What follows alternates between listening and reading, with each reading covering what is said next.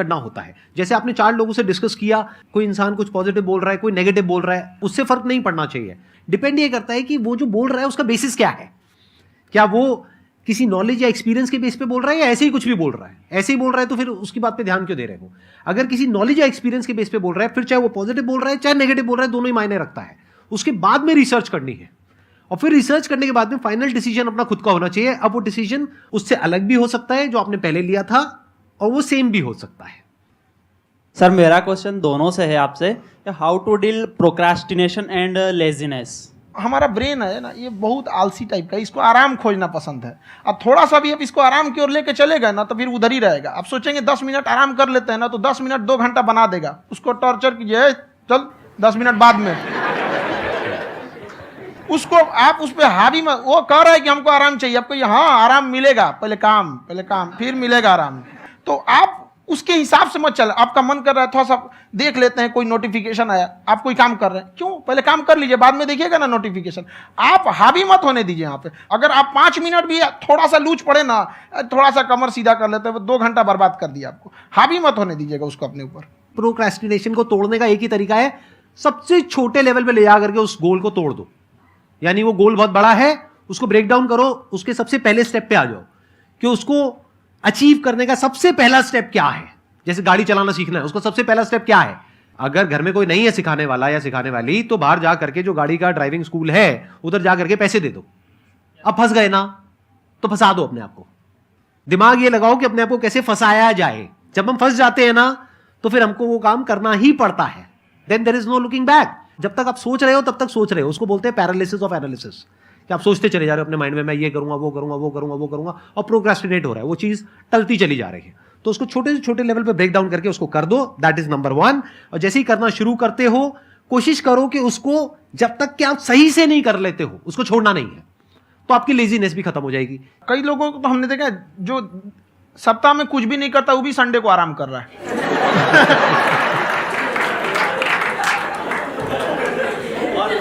वैसे कहा भी जाता है कि अगर कोई काम आपको करवाना है ना, तो ऐसे किसी इंसान को दो जो बिजी है। हाँ। ऐसे आदमी को मत दो जो खाली है। ये परफेक्ट एग्जाम।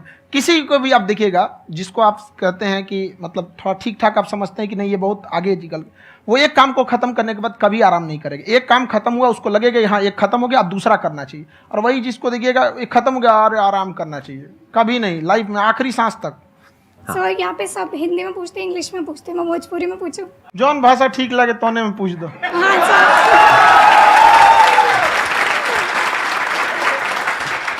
सर ये पूछे के चाहते नहीं कि जैसे हमने के पढ़ाई करी नहीं सर, तो कभी कभी डेली टारगेट्स जो होला वो कंप्लीट ना होला। अगर टारगेट्स कंप्लीट भी होला तो फिर ऐसा इरिटेशन या फिर वो एंजाइटी या फिर कि और करना है या फिर अभी नहीं हुआ, वो चीज़ हमेशा रहेला। तो वो कम कैसे करल जाए? देखिए टारगेट्स को ना हम लोग को एक अपने हिसाब से पहले फिट करना चाहिए। ऐसा नहीं कि दूसरे किसी इंसान को देख के हम टारगेट फिट कर ले। कोई लड़का 8 घंटा पढ़ रहा है, कोई पहली बार अभी पढ़ना ही चालू किया, उसको देख के 8 घंटा पढ़ेगा तो पढ़ाइए छोड़ देगा। तो आप अपनी क्षमता के हिसाब से देखिए कि आप कितना पढ़ सकते हैं। अगर आपने एक घंटे को बना लिया कि हम 1 घंटा पढ़ सकते हैं, अगले 1 हफ्ते तक उसको सस्टेन रखिए। जिम में कैसे करते हैं लोग, पहले दिन उठा लीजिएगा 1 कुंटल तो हार्ट अटैक हो जाएगा। तो वो धीरे धीरे टारगेट सेट कीजिए और अपनी क्षमता को भी देखिए। हर इंसान की क्षमता अलग है। कंगारू को देख के हाथी छलांग मारेगा, पैर तोड़ के बैठ जाएगा।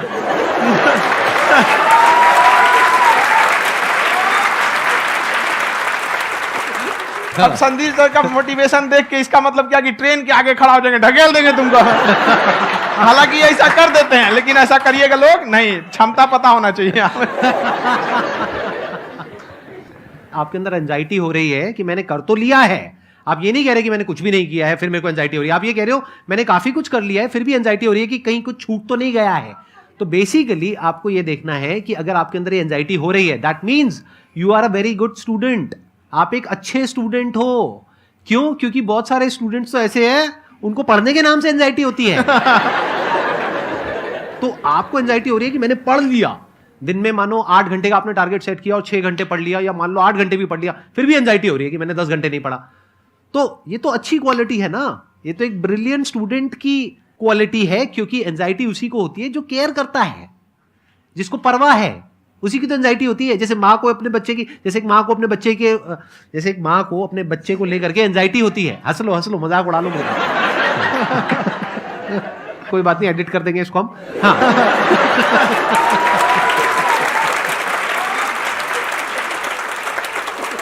जैसे एक माँ है, उसको अपने बच्चे को लेकर के एंजाइटी होती है, थोड़ी सी भी तबीयत खराब हो जाए उसको एंजाइटी होती है, चाहे बच्चा ठीक भी है, डॉक्टर को नहीं होती है।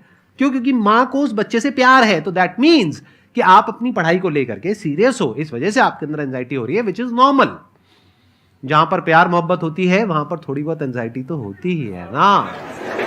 समझ रहे हो ना मैं क्या कहना चाह रहा हूं? आप लोग समझ रहे हो ना मैं कहां जा रहा हूं? जब वो किसी और से बात करती है तो एंजाइटी होती है ना।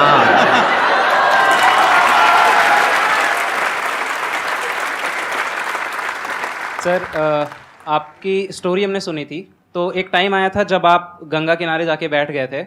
उस समय आपको कुछ समझ नहीं आ रहा था, तो उस समय मतलब आपने ये डिसीजन कैसे लिया कि अब आगे नहीं, यहाँ से वापस जाना है? रास्ता ही नहीं था। घर जाने के लिए एटलीस्ट 90 रुपए चाहिए था, जेब में